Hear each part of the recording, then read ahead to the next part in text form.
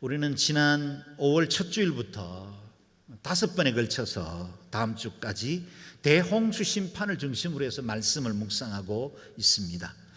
여러분, 이런 궁금함이 생기지 않습니까? 오늘 현대를 살고 있는 우리가 아주 오래전에 있었던 노아 방주, 그 대홍수 심판을 묵상해야 하는 이유가 무엇입니까? 하는 겁니다.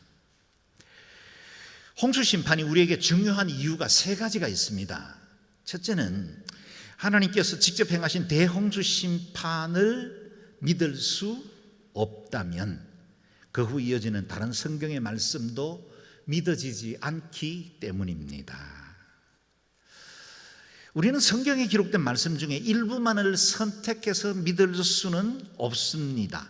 많은 그리스도인들이 성경을 뷔페식당에서 자신이 먹고 싶은 것, 몸에 좋은 것 골라 자신의 접시에 담듯이 성경 안에도 골라서 자신이 받아들일 수 있는 메시지만 받아들이는 경향들이 있습니다. 사랑과 헌신, 도덕적 교훈은 받아들이고 내 이성과 지식에 배치되는 초자연적인 것은 거부하는 신앙생활을 하는 분들도 있습니다. 신약 성경의 일부분은 진리로 받아들이지만 구약의 오래된 역사들은 신화로 여기는 분들도 있습니다. 반대로 어떤 사람들은 영적이고 신비한 것들은 받아들이는데 도덕적인 삶은 따라주지 못하는 곡해된 신앙을 가지고 있는 분들도 있습니다.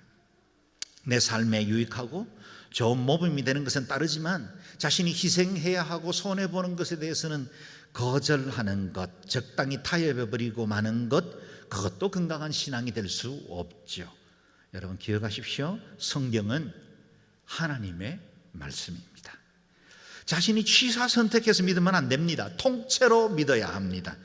1.1획도 어김이 없으신 그 하나님의 말씀 전체를 받아들일 줄 아는 믿음이 있어야 하나님을 온전히 알아갈 수 있고 바른 신앙생활을 할 수 있습니다. 내가 성경을 판단하려고 하지 말고 성경이 내 이성과 지식을 그분의 의로운 빛 앞에 조명하고 나를 판단할 수 있도록 내어드려야 합니다. 대홍수 심판에 관한 믿음은 우리의 신앙의 중요한 바로미터가 됩니다. 여기서 믿어지면 이후에 이어지는 많은 사건들도 자연스럽게 믿어집니다. 왜 우리가 대홍수 심판을 전 지구적으로 있었던 역사적 사건으로 믿어야 합니까? 2번째 이유가 있습니다. 그것은 예언적 중요성 때문입니다. 노아 홍수 사건은 과거에 심판이 있었던 일들로 그치지 않고 장차 임할 심판의 그림자가 된 사건입니다. 지난주에도 우리가 나누었는데 마태복음 24장에 예수님께서 친히 말씀하신 것이 있지요. 함께 읽어보겠습니다. 시작. 노아의 때에 그랬던 것처럼 인자가 오는 것도 그러할 것이다. 홍수가 나기 전 사람들은 노아가 방주에 들어가는 그날까지도 먹고 마시고 장가가고 시집가고 하다가 홍수가 나서 그들을 모두 쓸어갈 때까지 무슨 일이 일어나고 있는지 전혀 알지 못했다. 인자가 올 때도 그와 같을 것이다. 아멘. 홍수 심판은 당시에 사람들이 평범하게 이어지던 일상 끝에 어느 날 갑자기 임한 심판입니다. 주님 다시 오실 날도 노아의 날과 같을 것이라고 말씀하십니다.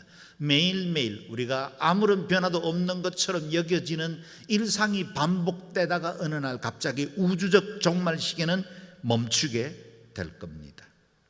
앞에 본문 방금 읽었던 마태복음의 말씀에 이어지는 예수님의 말씀은 우리를 더 두렵게 합니다. 40절에서 44절 읽어보겠습니다. 2 사람이 들에 있다가 한 명은 취해질 것이고 다른 한 명은 남겨질 것이며 2 여자가 맷돌을 갈다가 한 명은 취해질 것이고 다른 한 명은 남겨질 것이다. 그러므로 너희는 깨어 있으라. 너희 주께서 어느 날에 오실지 알 수 없기 때문이다. 그리고 이것을 명심하라. 만약 한밤에 도둑이 몇 시에 올 줄 알았다면 집주인은 깨어 있다가 도둑이 들어오지 못하게 했을 것이다. 그러므로 너희도 준비하고 있어야 한다. 생각지도 않은 때에 인자가 올 것이기 때문이다. 아멘.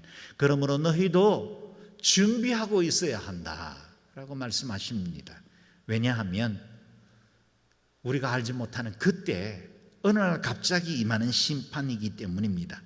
심판의 이야기 듣고 싶지 않을 겁니다. 목사인 저도 심판에 대해서 설교하는 것 그리 즐겁지 않습니다. 그러나 하나님의 아들 예수 그리스도께서 거기로부터 산자와 죽은 자를 심판하러 오시리라는 사도들의 고백과 함께 주님이 다시 오시마 약속하신 그 말씀들이 불변하는 진리로 우리 가운데 있는데 어찌 설교하지 않을 수 있겠습니까? 저도 나이스하고 도덕적이며 많은 사람들의 마음에 위로해주고 양심을 달래는 정도의 설교만 할 수 있으면 좋겠습니다. 평강만 말하고 싶습니다. 그러나 하나님 말씀하셨고 이 일들은 반드시 성취될 일이기 때문에 어찌 증거하지 않을 수 있겠습니까? 깨어 기름을 준비한 신부와 같이 살아야 합니다.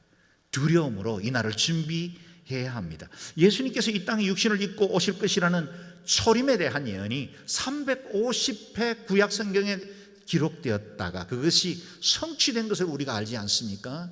그런데 신구약 전반적으로 직간접적인 예수님의 재림에 대한 예언은 450회가 이루어졌고 그것 또한 이전에 초림이 그랬던 것처럼 재림도 성취될 것입니다. 분명한 사실이기 때문에 우리는 이 일을 기도하고 깨어 준비해야 합니다.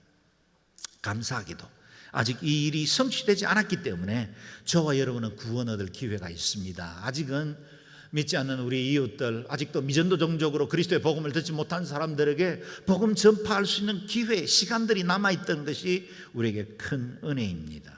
저와 여러분은 구원 이미 얻었고 이 소식 가졌습니다.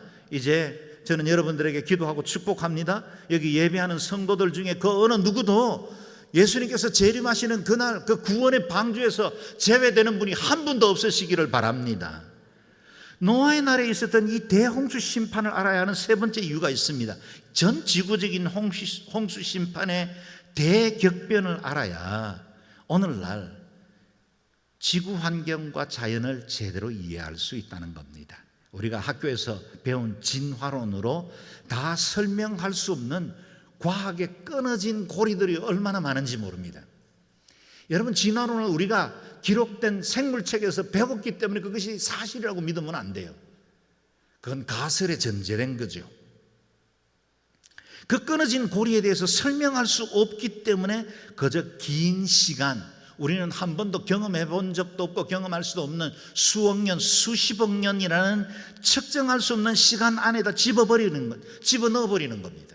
그리고 그것이 우연이라는 과정을 통해서 오늘 저와 여러분처럼 이렇게 발달된 인류가 되었다라고 말하고 싶어 하는 겁니다. 보십시오. 개구리가 공주의 마음을 얻어서 어느 날 멋진 왕자가 되었다면 그건 동화입니다. 그런데 그 개구리가 수십만 년이라는 시간이 지난 이후에 사람이 되었다면 그걸 우리는 과학이라 이렇게 부르고 있습니다. 동화와 과학의 차이가 시간밖에 없습니까? 대홍수 사건은 과학의 끊어진 고리를 이어주는 가장 확실한 증거가 됩니다. 전 세계에 골고루 퍼져 있는 이 두꺼운 퇴적청, 전 지구적인 대홍수가 아니면 설명할 수가 없는 것입니다.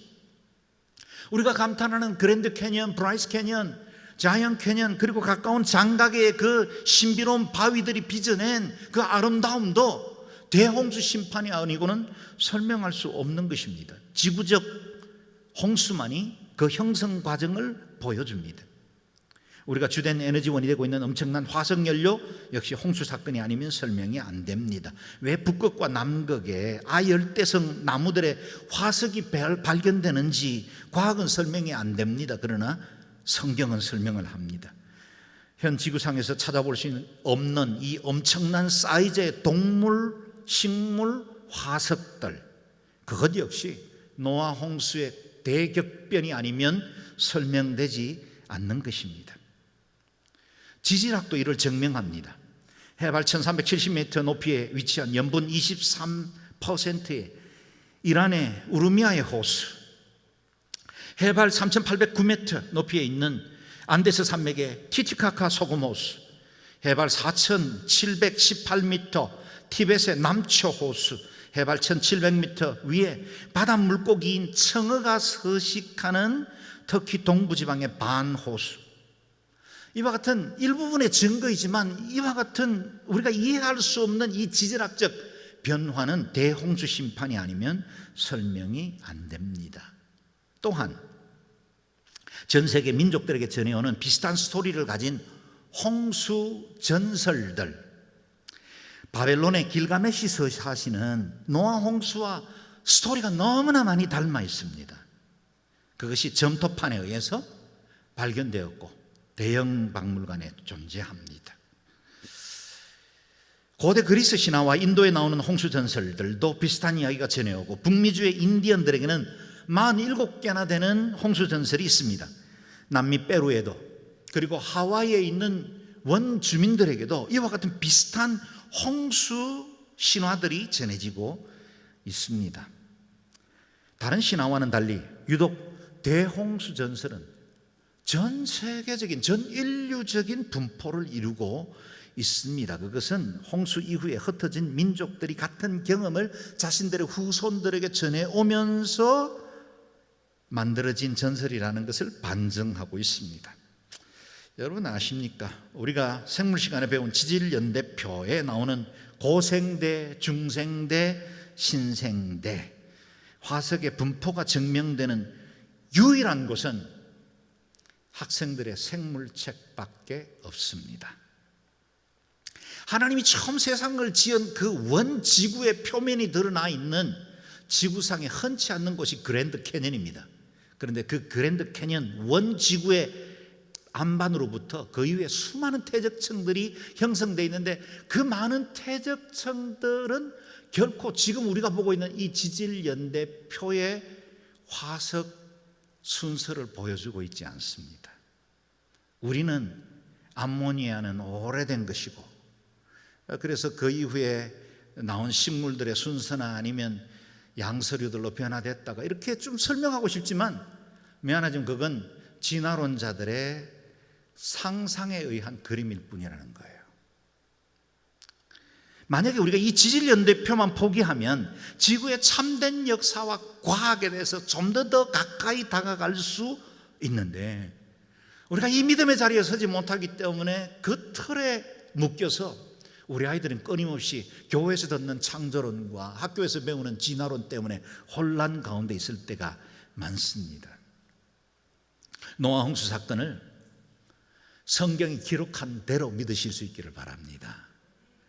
무릎으로 창세기 비단으로 들어가면 성경이 밝히는 세계는 우리가 상상하는 그 모든 세계보다 더 깊은 4차원의 세계까지 우리를 인도합니다.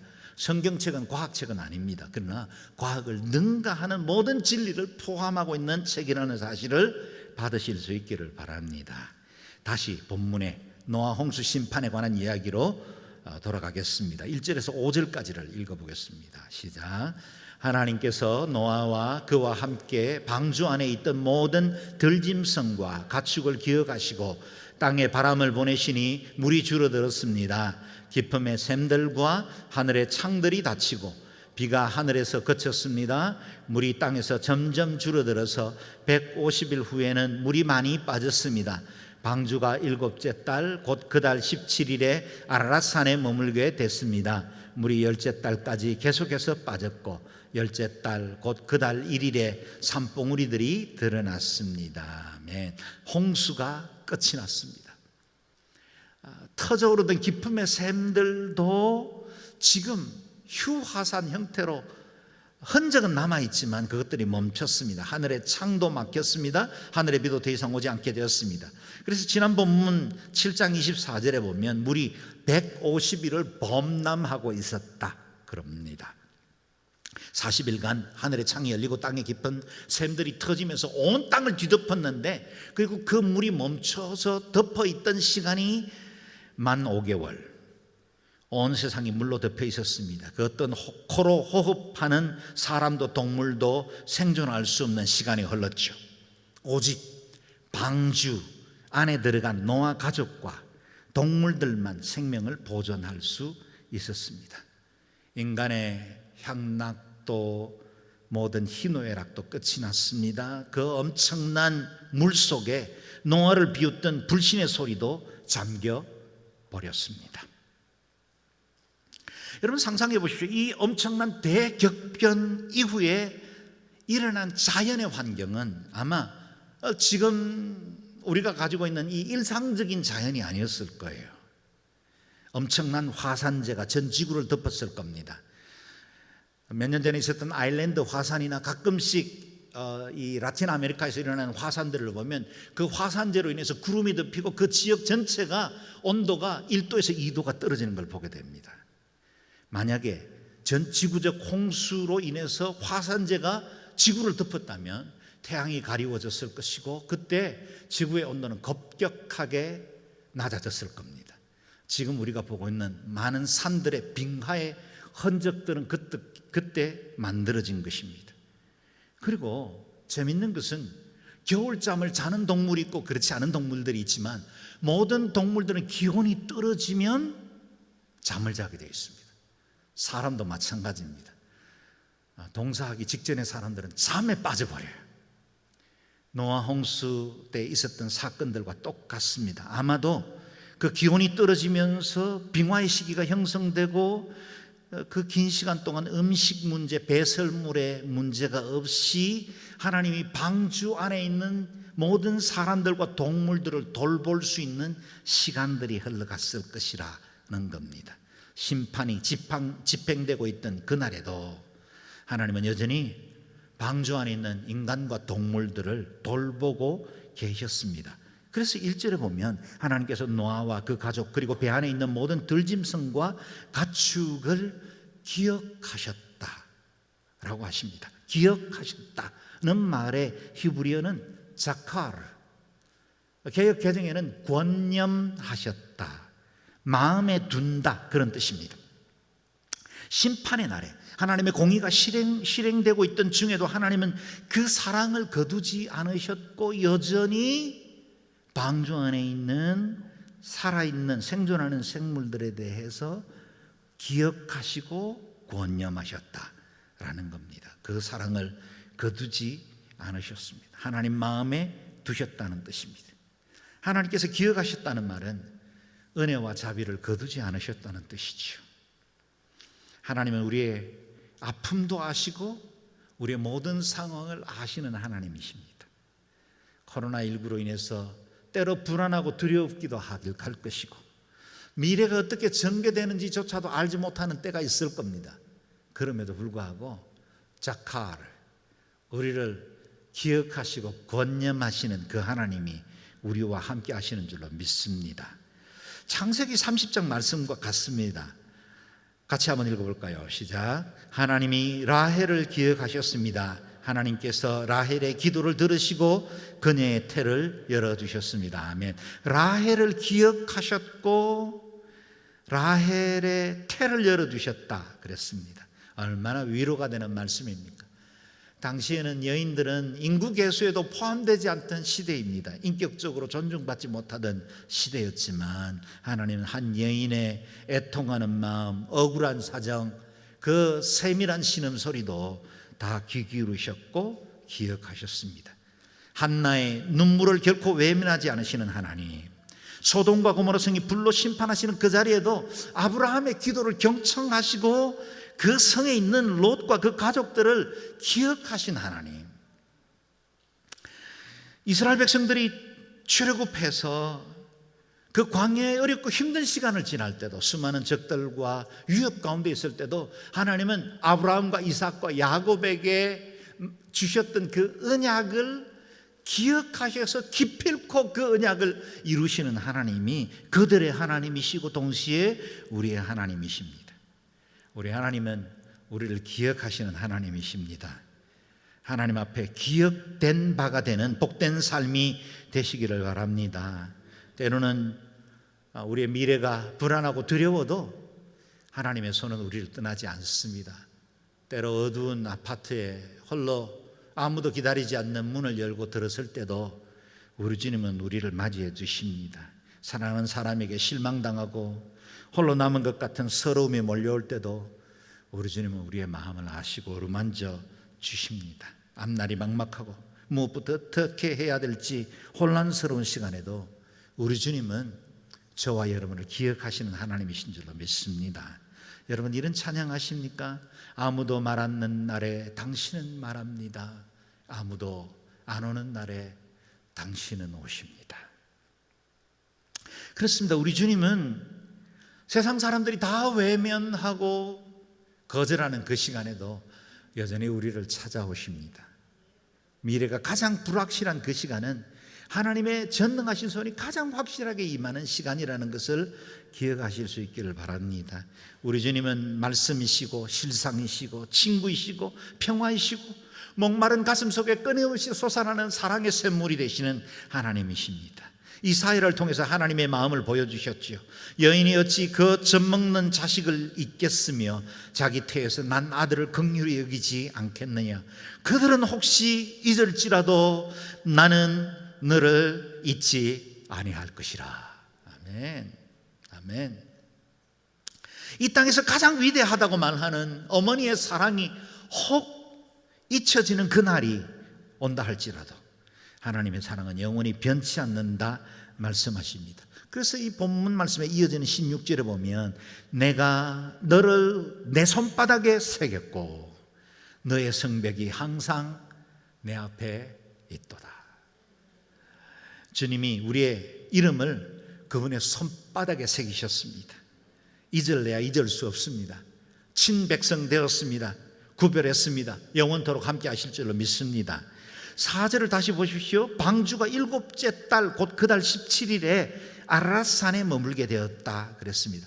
방주에 들어간 날로부터 7개월이 되던 때에 방주가 아라랏산 높은 지역에 멈추어 서게 되었습니다. 그러고서도 3개월이 더 지나서 산들의 봉우리가 보이기 시작했다 합니다. 저는 이런 적용을 해봅니다. 방주가 우리의 인생의 믿음의 여정을 상징한다면 환란의 물이 빠지고 새로운 어떤 역사, 새로운 환경이 열리는 데까지는 시간이 많이 걸린다라는 겁니다. 사랑하는 여러분, 우리의 기도는 언제나 하나님이 들으시죠. 우리가 주님 앞에 고백된 믿음의 기도는 항상 주님이 들으십니다. 그런데 그 기도가 응답될 때까지는 때로 시간이 필요합니다. 우리 하나님은 담대하라 세상을 이겼노라 말씀하시고 내가 세상 끝날까지 너희와 함께 하신다 약속하셨기 때문에 우리 주님의 승리가 나의 승리입니다. 우리의 인생은 기필코 승리하게 될 겁니다. 저와 여러분의 인생은 망하기는 걸렀습니다. 복된 인생 될 줄로 믿습니다.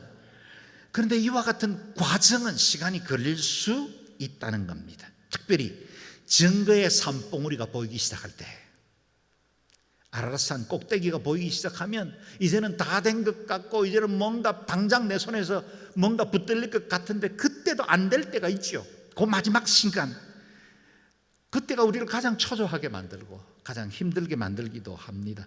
신앙도 깊어진 것 같습니다. 그동안 광야의 시간 거치면서 내가 하나님 더 사랑하게 된 것 같습니다. 코로나19가 길어지면서 내가 예배에 대한 열망도 깊어진 것 같습니다. 그런데 아직도 내 기도의 제목은 쉽사리 응답되는 것 같지가 않고 고난 시간 견딜 만큼 견뎠는데 아직도 계속되고 있다면 지칩니다. 힘들 이유가 있죠. 이제는 뭔가 표적이 드러나고 그동안 억울하고 힘들었던 시간 깨끗하게 씻어 주셔야 하는데 아직 상황이 열리지 않아 답답하다고 느끼는 때도 있을 겁니다. 그러나 기억하십시오. 물이 빠지고 있습니다. 지금도 물이 빠지고 있어요. 하나님의 시간표가 그분의 성취의 시간을 향해서 한 걸음씩 계속 다가가고 있다는 겁니다. 노아도 그 기다림이 힘들었던 것 같습니다. 산봉우리가 보이기 시작한 지 40일을 견뎠으면 충분하다고 느꼈을 거예요. 그래서 까마귀를 방주 밖으로 내보냅니다. 6절 7절 읽어볼까요? 시작. 40일 후에 노아는 자신이 만든 방주의 창문을 열었습니다. 그가 까마귀를 내보내니 그 까마귀는 물이 땅에서 마를 때까지 날아다녔습니다. 까마귀를 밖으로 내보냈는데 소식도 없이 돌아오지 않았습니다. 까마귀의 특성은 썩은 고기 좋아하니 당시에 있었던 그 심판 이후에 썩은 고기만으로도 충분히 생존할 이유가 있었겠죠. 답답한 방주로 돌아갈 이유가 없었을 겁니다. 그래서 이번에는 비둘기를 내보냅니다. 8절 9절 말씀 읽습니다. 노아가 이번에는 물이 땅에서 줄어들었는지 알아보기 위해 비둘기를 내보냈습니다. 그러나 물이 아직 온 땅 위에 있었기 때문에 비둘기가 앉을 곳을 찾지 못해 방주에 있는 노아에게로 돌아왔습니다. 노아는 손을 내밀어 비둘기를 받아 방주 안으로 들였습니다. 비둘기는 까마귀와 달리 접촉할 곳을 찾지 못하고 다시 방주로 돌아왔습니다. 오늘 읽은 본문에 그러나 아직이라는 말이 두 번이 반복이 됩니다. 그러나 아직. 노아도 기다리고 기다렸습니다. 그러나 아직. 기다림은 믿음의 또 다른 표현입니다. 기다림 없는 믿음은 없습니다. 지금 여러분 혹 기다림이 더 필요한 시간을 살고 있지는 않습니까? 믿음은 또 다른 얼굴, 그것을 소망이라는 형태로 우리에게 다가옵니다. 억지로 버티지 말고 소망 중에 기다리실 수 있기를 바랍니다. 그 후로도 노아는 일주일 간격으로 두 번이나 비둘기를 더 내보냅니다. 10절에서 12절 말씀 읽어보겠습니다. 노아가 7일을 더 기다려 비둘기를 방주에서 다시 내보냈습니다. 그 비둘기가 밤이 되자 그에게 돌아왔는데 그 부리에 새로 딴 올리브 나무 잎을 물고 있었습니다. 그래서 노아는 물이 땅에서 빠진 것을 알게 됐습니다. 그가 다시 7일을 기다렸다가 비둘기를 내보냈는데 비둘기는 다시 돌아오지 않았습니다. 아멘. 그렇게 밖을 날아다니던 비둘기가 저녁 무렵에 이번에는 소망의 증거 하나를 가지고 돌아왔습니다. 그 앞에 올리브 잎을 물고 왔다는 겁니다. 물이 줄어들었고 나무들이 새순을 내기 시작했다는 뜻이죠. 1년의 시간이 이미 흘렀습니다. 방주 답답할 거예요. 우리는 자가격리 또 사회적 격리만 해도 너무 힘들고 답답한데 1년의 시간들을 그렇게 견딘 노아의 가족을 한번 상상해 보십시오. 긴 시간이 있겠죠. 힘들었는데 어느 날은 올리브 잎새를 물고 오는 비둘기가 있다는 겁니다. 굿뉴스였습니다. 유엔기의 엠블럼에는 세계 지도를 감싸고 있는 올리브 잎이 이렇게 그려져 있습니다. 과거에 유엔 평화 봉사단의 그 엠블럼은 비둘기가 잎새 하나를 물고 있는 그림이 그려져 있었어요. 지금 오늘 본문에 나와 있는 말씀 그대로입니다. 소망이죠. 평화입니다. 기쁜 소식입니다. 기다리면 그 기다림 끝에 하나님의 행하심을 볼 수 있다는 사실을 보여주고 있는 것입니다. 저와 여러분의 삶에도 감람나무 잎을 물고 오는 이 기쁨의 소식이 전해지기를 주의 이름으로 축원합니다. 두 번째 내보냈을 때 비둘기는 다시 돌아오지 않았습니다. 그것이 이제는 방주에서 나와도 된다는 메시지가 된 거지요. 이제 새로운 날, 새로운 역사가 시작됩니다. 13절, 14절 읽겠습니다. 시작. 601년 첫째 달 곧 그 달 1일에 땅 위에 물이 말랐습니다. 노아가 방주의 덮개를 열고 보니 땅이 말라 있었습니다. 둘째 달 곧 그 달 27일에 땅은 완전히 말랐습니다. 아멘. 땅이 말랐습니다. 방주 덮개를 열고 새로운 세상으로 나올 날이 온 것입니다. 때가 되면 물이 물러가고 땅은 마릅니다. 위기를 당할 때는 힘든 환경이 너무나 커 보이고 소망이 없어 보이지만 위기는 결코 영원하지도 않고 계속해서 위력을 떨칠 수도 없습니다. 말씀 그대로입니다. 현재 고난은 장차 나타날 영광과 좋게 비교할 수 없는 것입니다. 하나님이 주신 우리에게 약속, 그 언약은 반드시 성취됩니다. 그 과정에 혹 시간이 걸리더라도 믿음으로 인내하여 기다리실 수 있기를 바랍니다. 물이 쏟아질 때는 40일밖에 걸리지 않았지만 물이 전부 빠지는 데는 6개월이 걸렸습니다. 1절 물이 줄어들었습니다. 3절 물이 점점 줄어들어서 또 150일 후에는 물이 많이 빠졌습니다. 5절 물이 열째 달까지 계속해서 빠졌고 산봉우리가 드러났습니다. 13절 땅 위에 물이 말랐습니다. 14절 땅은 완전히 말랐습니다. 시간은 걸렸지만 완성을 향해서 모든 것들이 계속해서 나아가고 있습니다. 물은 빠지고 있었고 줄어들고 있었고 말라가고 있었습니다. 우리의 삶을 힘겹게 하는 물들도 감하고 있습니다. 잘 느껴지지 않습니까? 보이지 않습니까? 그래서 까마귀도 내보내고 싶고 비둘기로 확인도 하고 싶을 겁니다. 그러나 오늘 우리에게 하나님, 우리를 사랑하시고 우리의 모든 형편을 아시는 그 주님이 우리를 지켜보고 계시지 않습니까? 사랑하는 여러분, 우리의 인생에 시련과 환난에 물들도 코로나19의 고난에 물들도 감하고 있습니다. 빠지고 있습니다. 마를 겁니다. 다 마르는 날이 올 겁니다. 우리는 하나님의 사랑하는 자녀들입니다. 이 땅을 사는 동안 고난과 파도와 환난의 물을 만나지 않고 살 수는 없겠지만 이 모든 것은 우리의 구원을 온전케 하고 더욱더 그리스도를 닮아가게 하며 하나님 한 분만 온전히 예배하는 자로 이끌어가는 우리의 축복의 통로입니다. 광야 이스라엘은 출애굽한 이후에 홍해도 경험했고 마라의 쓴물도 단물로 변하는 기적을 경험했지만 이후에도 39년이라는 광야의 시간들을 거쳐가야만 했습니다. 그 시간이 우연치 않았고 꼭 필요한 시간이 되었죠. 앞이 보이지 않는 날들 가운데도 하나님은 여전히 노아와 그 가족들을 기억하셨고 땅의 물이 마르게 하셨고 하나님의 뜻을 반드시 이루고야 마셨습니다. 그 동일한 하나님이 저와 여러분도 기억하십니다. 결코 포기하지 않을 겁니다. 하나님께서 의도하신 목적이 이루어지면 심판의 물은 빠지게 되어 있습니다. 마를 것입니다. 코로나19도 우리가 믿음으로 바로 서 있고 온전한 예배자로 세워지면 하나님이 정리하실 겁니다. 하나님의 그 채워지는 시간을 물 빠지기만 단순히 기다리지 말고 기도함으로 소망 중에 채워갈 수 있기를 바랍니다. 가나안 정복을 앞둔 여호수아에게 주신 말씀, 여러분에게 축복의 말씀으로 드리고 싶습니다. 여러분 두 손을 가슴에 얹으십시오. 제가 말씀을 선포합니다. 내가 내게 명한 것이 아니냐. 마음을 강하게 하고 담대히 하라. 두려워 말며 놀라지 말라. 네가 어디로 가든지 내 하나님 여호와가 너와 함께 하느니라. 아멘. 어느 날 멀지 않는 장내에 방주 덮개를 열고 나와 물이 말랐구나 간증하고 고백하고 찬양하는 시간들이 속히 돌아오기를 주의 이름으로 축원합니다. 아멘. 기도하겠습니다.